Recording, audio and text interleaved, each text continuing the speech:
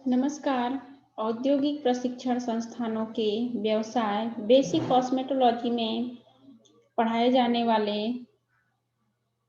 Hair colour के बारे में मैं आज आपको प्रशिक्षण प्रदान करूंगी।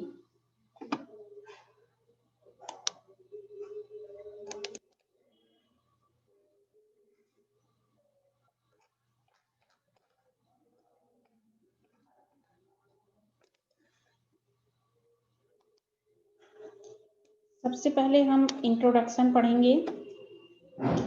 हेयर कलर के बारे में हम पूरी तरह से जानकारी लेंगे कि हेयर कलर होता क्या है और इसका बेसिकली प्रयोग किस प्रकार से किया जाता है। इसमें हम सबसे पहले पढ़ेंगे रंगों का इतिहास,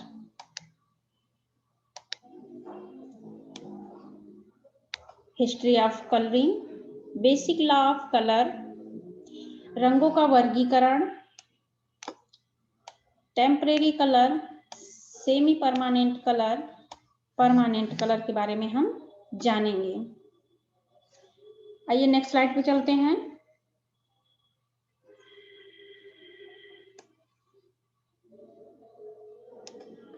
सबसे पहले हम पढ़ेंगे रंगों का इतिहास। रंगों के इतिहास के बारे में जानेंगे कि रंगों का कब से चलन शुरू हुआ बालों में लगाने के लिए।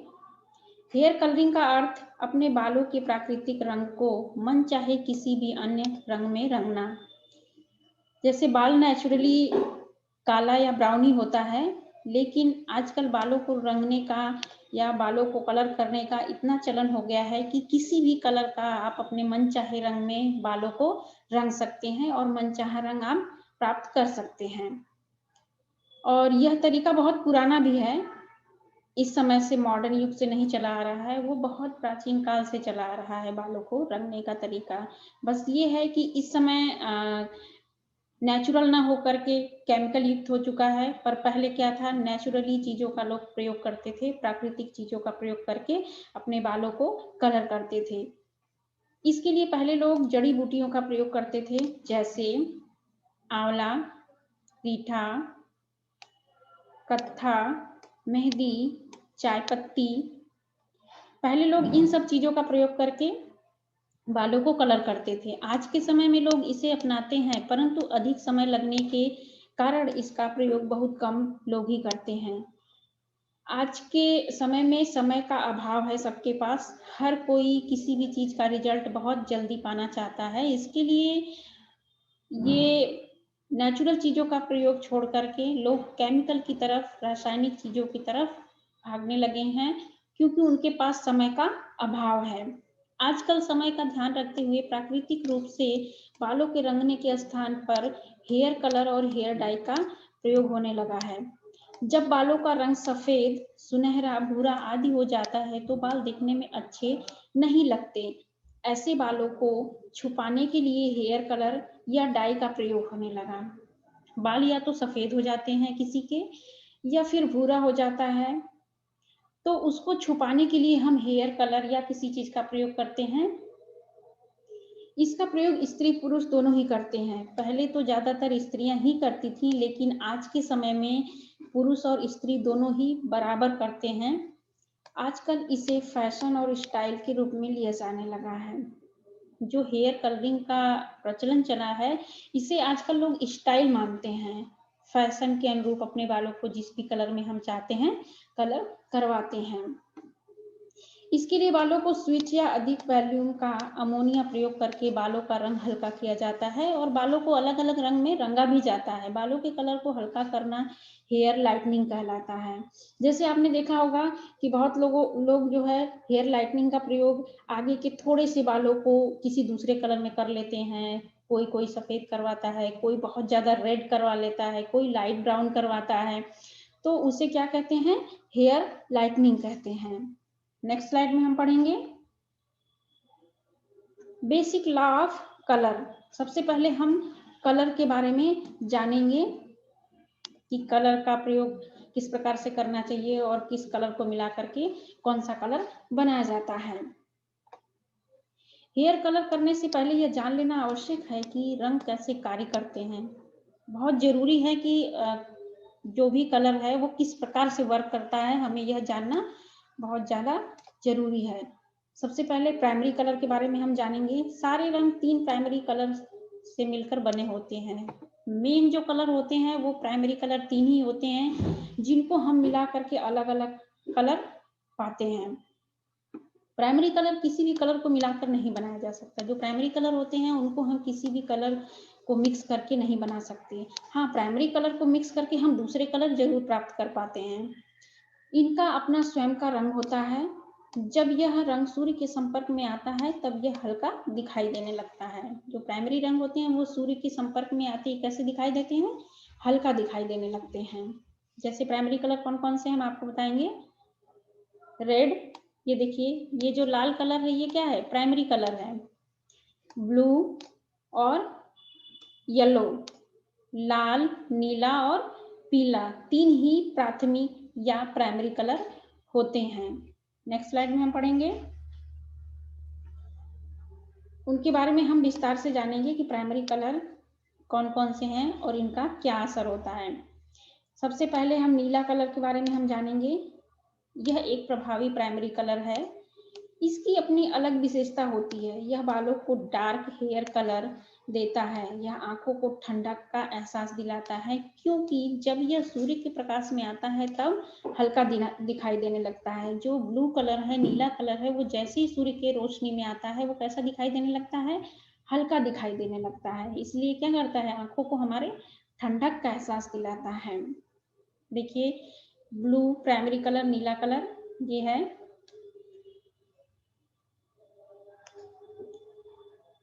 दूसरा है रेड कलर।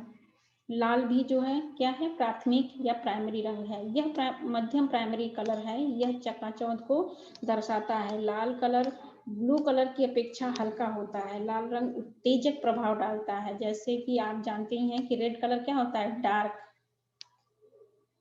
असर छोड़ता है। पीला, पीला और तीसरा प्राथमिक कलर है यह हल्का होने के साथ साथ चमकदार होता है, अर्थात फैला हुआ दिखाई देता है। जैसे आप देख पा रहे हैं प्राथमिक कलर 3 है, नीला, लाल और पीला। नेक्स्ट स्लाइड में हम पढ़ेंगे द्वितीयक या सेकेंडरी कलर के बारे में हम जानेंगे कि क्या होता है सेकेंडरी कलर। जब 2 प्राइमरी कलर मिलकर नया रंग बनाते हैं तो उसे सेकेंडरी कलर कहते हैं। जैसे 2 प्राइमरी रंग मिलाया जाता है और मिलकर के जो भी नया रंग बनता है उसे हम क्या कहते हैं? सेकेंडरी कलर कहते हैं। जैसे जब हम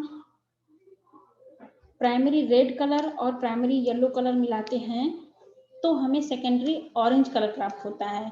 जैसे प्राइमरी रेड कलर मतलब हम इसको, ये लाल कलर को और ये पीला कलर को अगर हम मिक्स करते हैं दोनों को तो हमें कौन सा रंग प्राप्त होता है? Orange colour. हमें ये कलर मिलता है जिसे हम क्या कहते हैं? Secondary colour. ये हमारा लाल और पीला को मिला करके ऑरेंज कौन सा कलर बना? सेकेंडरी कलर बना।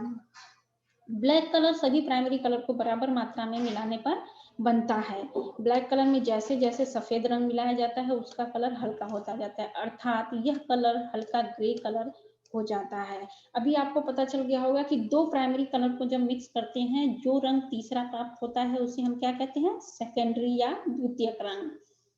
नेक्स्ट स्लाइड में हम पढ़ेंगे तृतीयक या कॉम्प्लीमेंट्री कलर के बारे में हम जानेंगे। कलर व्हील में एक दूसरे के अपोजिट साइड में पड़ने वाले रंगों के जोड़े को कॉम्प्लीमेंट्री कलर कहा जाता है। अर्थात यदि कलर व्हील में एक प्राइमरी कलर हो तो दूसरा सेकेंडरी कलर होगा। अब यहाँ क्या है? यहाँ थोड़ा डिफरेंट है। पहले 2 प्राइमरी कलर को मिलाकर के तीसरा सेकेंडरी कलर बना था, लेकिन अब क्या है? एक प्राइमरी कलर और एक सेकेंडरी कलर को मिला के जो हमें रंग प्राप्त होता है वो क्या होता है? कॉम्प्लीमेंट्री या फिर तृतीयक रंग। देखिए, यदि कलर व्हील में एक प्राइमरी कलर हो तो दूसरा सेकेंडरी कलर होगा। जैसे पीला प्राइमरी रंग है, ठीक है, तो दूसरा लाल और नीला मिलाकर जो प्राइमरी रंग है इन दोनों का मिश्रण बैंगनी होगा। इस प्रकार बैंगनी कलर येलो प्राइमरी कलर का कॉम्प्लीमेंट्री कलर होगा। कलर व्हील में 3 प्राइमरी और 3 सेकेंडरी कुल मिलाकर 6 रंग होते हैं। अधिकांशतः सैलून में आर्टिफिशियल लाइट में हेयर कलर किया जाता है, परंतु बालों की कलरिंग का सही रंग सूर्य की रोशनी में ही दिखाई देता है। जैसे अगर सैलून में आप जो है हेयर कलर करवा रहे हैं तो उसमें सैलून में आर्टिफिशियल लाइट ही रहती है। नेचुरल लाइट मतलब सूर्य भगवान जो होते हैं उनकी रोशनी नहीं मिलती है। सूर्य की रोशनी में जो भी कलर नेचुरल दिखाई देते हैं वो हमें आर्टिफिशियल लाइट में वैसे नहीं दिखाई देते हैं, थोड़ा डिफरेंट हो जाता है। इसलिए कलर करते समय यदि सैलून लाइट की जगह सनलाइट का प्रयोग किया जाए तो इसका रिजल्ट ज़्यादा बेटर आता है। जैसे देखिए ये एक प्राइमरी कलर है लाल, है ना, और उसके सामने ग्रीन क्या है, सेकेंडरी कलर है। इन दोनों को मिला करके जो हमें रंग प्राप्त होता है वो क्या होता है, कॉम्प्लीमेंट्री या तृतीयक कलर। नेक्स्ट स्लाइड में पढ़ेंगे रंगों का वर्गीकरण। अब हम जानेंगे कि रंगों का वर्गीकरण क्या है, classification of hair colouring. Hair colouring का वर्गीकरण इस बात पर निर्भर करता है कि यह आपके बालों में कितने समय तक टिकता है। बालों में किए जाने वाले कलर को 3 भागों में बांटा गया है, temporary hair colour, semi permanent colour, permanent colour. सबसे पहले हम जानेंगे टेम्परेरी कलर के बारे में। टेम्परेरी कलर क्या है और इसको कैसे यूज किया जाता है। यह एक अस्थायी कलर है। इसका प्रयोग बालों को कुछ समय के लिए कलर करने के लिए किया जाता है। जो टेम्परेरी कलर है उसका प्रयोग हम कुछ समय बालों में शाइनिंग लाने के लिए या कलर करने के लिए प्रयोग करते हैं। इसे करने के लिए समय भी कम लगता है।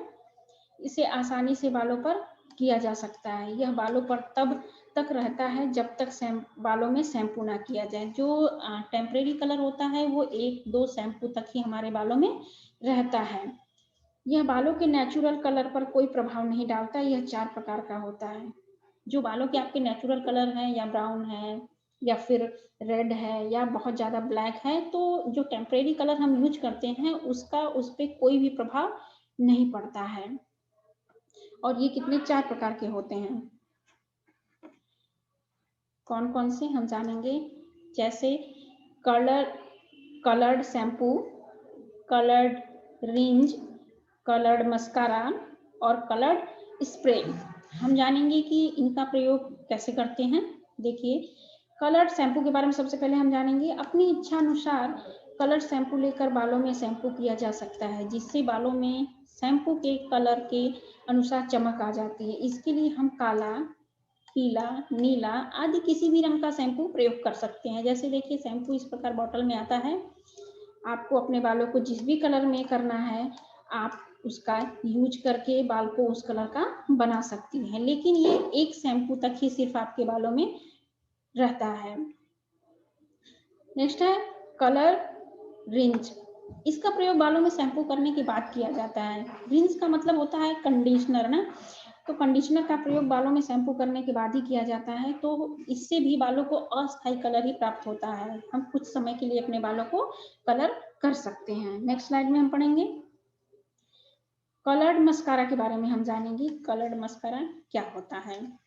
इसका प्रयोग अधिकतर आई लैशेस के बालों को काला और घना दिखाने के लिए किया जाता है।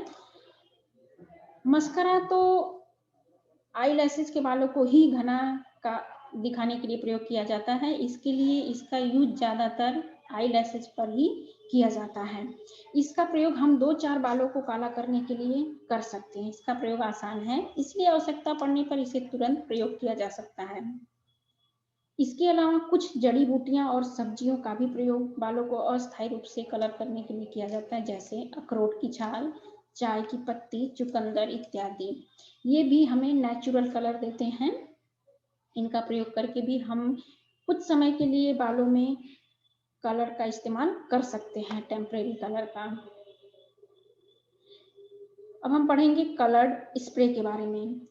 यह कई रंगों की और कई चमक के होते हैं। यह बाजार में आसानी से मिल जाते हैं। यह स्प्रे बॉटल में आते हैं। इसका प्रयोग बालों को कलरफुल रंग में रंगने और उन पर चमक लाने के लिए किया जाता है। जैसे देखिए जब हम कलर्ड स्प्रे का प्रयोग करते हैं बालों में तो हम किसी भी प्रकार का उसमें शाइनिंग, किसी भी प्रकार का कलर आसानी से पा सकते हैं। कुछ समय के लिए, परमानेंट ये नहीं होता है। जैसे देखिए कोई भी कलर हो सकता है, आप रेड, ब्राउन या स्लेटी कलर या लाइट येलो कलर, जो भी आपको पसंद हो उस कलर का आप यूज आसानी से कर सकती हैं। और ये स्प्रे में आते हैं, जैसा नाम से पता चल रहा है, कलर स्प्रे, मतलब स्प्रे करके इसको बालों को आप कोई भी कलर पा सकते हैं। नेक्स्ट स्लाइड में हम पढ़ेंगे। अब हम जानेंगे कि इसको करने से क्या लाभ है और या फिर क्या नुकसान है। आत्मविश्वास आता है, कम समय में आसानी से प्रयोग किया जा सकता है।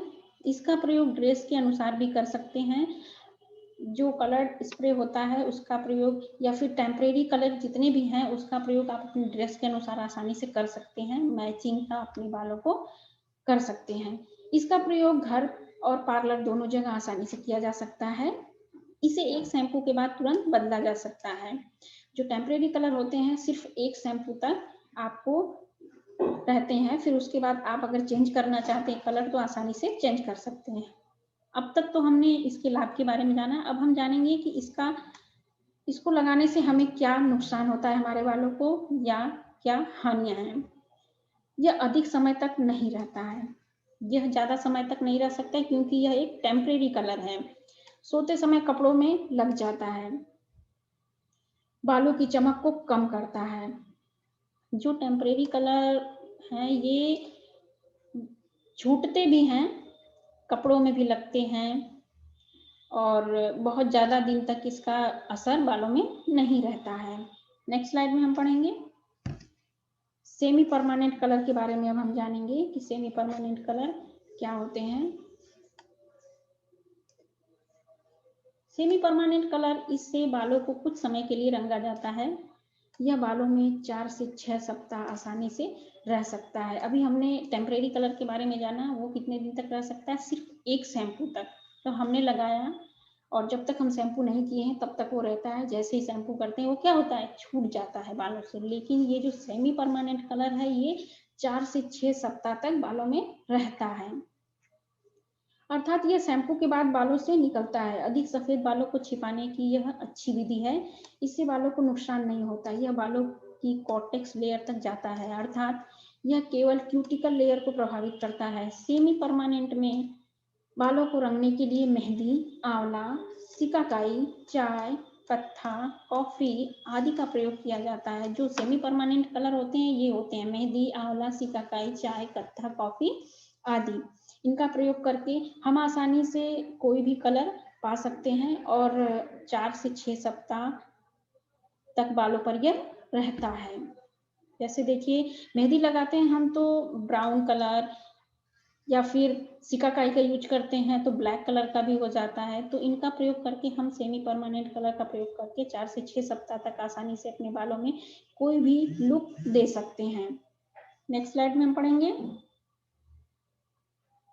सेमी परमानेंट कलर को यूज करने की विधि। हम जानेंगे कैसे यूज किया जाता है। सेमी परमानेंट हेयर कलर में मेहंदी द्वारा बालों को रंगना एक उपयुक्त विधि है। इसे लगाने के लिए सबसे पहले क्लाइंट की पसंद नापसंद की जानकारी प्राप्त करेंगे और उसकी इच्छा अनुसार मेहंदी में आंवला, मीठा सिकाकाई, मेहंदी, दही, अंडा जो भी लगाना हो हम आसानी से उसमें मिक्स करके लगाएंगे। लेकिन क्लाइंट की इच्छा अनुसार, अगर क्लाइंट चाहता है कि ये सारी चीजें मिलाई जाए और लगाई जाए तभी हम उसका यूज करेंगे। अब क्लाइंट के स्कैल्प की जांच करेंगे, यदि उसकी स्कैल्प पर कोई परेशानी नहीं है तो बालों को टेलकॉम की सहायता से 4 भागों में बांटेंगे, 4 भागों में डिवाइड करेंगे, front to back and ear to ear. अब सिर के मध्य भाग से बालों को उठाएंगे और उन्हें ब्रश की सहायता से अच्छी तरह मेहंदी लगाने के लिए जूड़ा बनाएंगे। तत्पश्चात जूड़े के पास से प्रत्येक सेक्शन में से एक एक लेयर लेकर उसमें जड़ से लेकर बालों के एंड तक ब्रश से अच्छी तरह मेहंदी लगाएंगे और उसे जूड़े के पास क्लॉकवाइज और एंटी क्लॉकवाइज लपेटते हुए जब सारे बालों में मेहंदी लग जाए तो उसे छांव में बैठकर सुखाएंगे। हम मेहंदी लगाते समय बालों को क्लॉकवाइज और एंटी क्लॉकवाइज क्यों रैप करते हैं? इसलिए करते हैं कि अगर हम क्लॉकवाइज ही सिर्फ बालों को लपेटेंगे तो बाल छूट जाएंगे।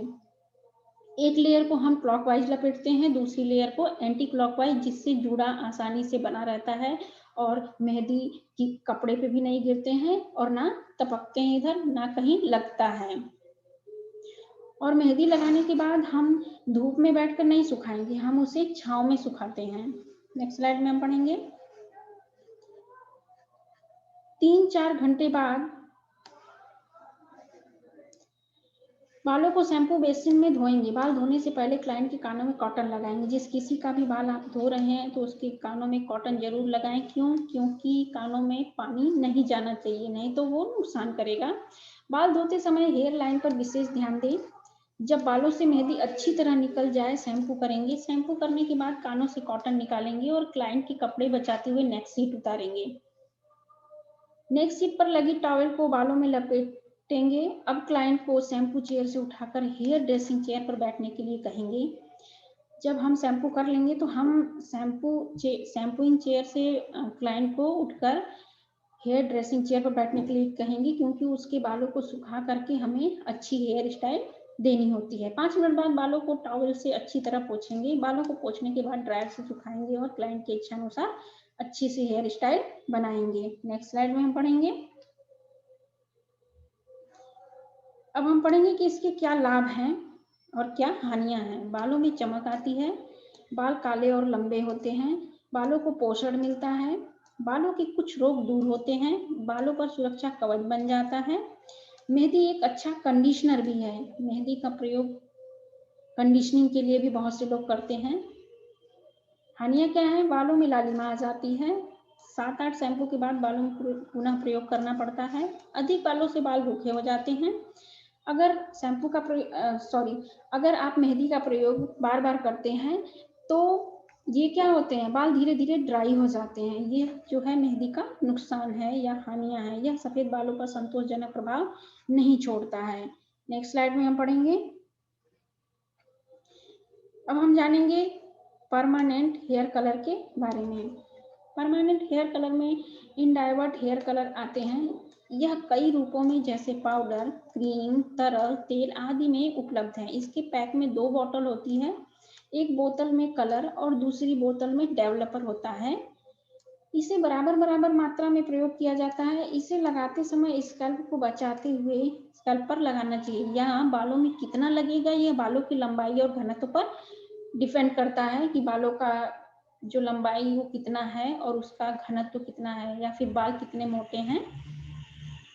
यह कम समय में बालों को अच्छा कलर प्रदान करता है। परमानेंट हेयर कलर में केमिकल मिला होता है, अतः यह हेयर सॉफ्ट को अच्छी तरह रंगता है। यह बालों से जल्दी नहीं हटता, इसलिए बालों के बढ़ने पर इसमें बालों की जड़ पर रीटचिंग की आवश्यकता होती है, क्योंकि यह हाई क्यूटिकल लेयर से कॉर्टेक्स लेयर तक अपना प्रभाव छोड़ता है। देखिए, जो स्थायी परमानेंट कलर होता है हेयर कलर, वो इस प्रकार से दिखता है और यह जो है काफी लंबे समय तक चलता है, क्योंकि ये जो है केमिकल इसमें मिले होते हैं। नेक्स्ट स्लाइड में हम पढ़ेंगे इससे क्या लाभ हैं और क्या हानियां हैं। ये कई कंपनियों का बाजार में उपलब्ध होता है। बालों पर एक जैसा प्रभाव छोड़ता है, आसानी से बालों में लगाया जाता है। परमानेंट हेयर कलर होने की वजह से बालों में लंबे समय तक टिकता है।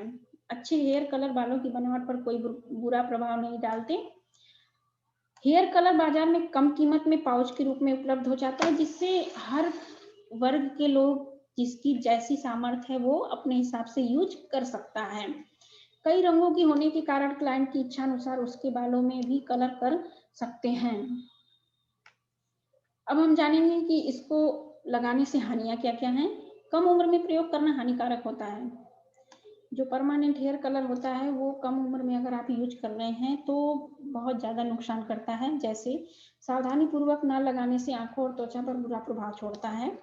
बालों का प्राकृतिक रंग नष्ट हो जाता है। अगर बार बार आप परमानेंट हेयर कलर का यूज करते हैं तो जो नेचुरल चमक होती है बालों की वो धीरे धीरे समाप्त हो जाती है और आपका जो भी आप कलर यूज करते हैं उस कलर में आपका बाल धीरे धीरे होने लगता है। कोई भी कलर प्रयोग करने से पहले पैच टेस्ट अवश्य करना चाहिए, जिससे आपको पता चले कि आपके बाल में ये सूट कर रहा है या नहीं, या फिर इससे कोई एलर्जी तो नहीं है आपको। 2-3 प्रयोग से बाल रूखे हो जाते हैं। डाई के अधिक प्रयोग से त्वचा का कैंसर होने का खतरा रहता है। इसमें हर बार हेयर कलर प्रयोग करने के बाद पैच टेस्ट करना आवश्यक होता है, क्योंकि जो भी हेयर कलर होते हैं वो अलग अलग टाइप के होते हैं, अलग अलग केमिकल मिले होते हैं। तो इसके लिए जितनी बार भी आप परमानेंट हेयर कलर यूज करिए, उससे उसका पैच टेस्ट अवश्य करिए। बालों की कंडीशन के अनुसार कलर में सावधानी बरतनी चाहिए। हेयर कलर ठीक से ना करने पर शैम्पू करने के बाद हल्के होने लगते हैं। आज हमने आपको हेयर कलर के बारे में प्रशिक्षण प्रदान किया। आशा करते हैं कि फ्यूचर में यह आपको बहुत ही मददगार साबित होगा।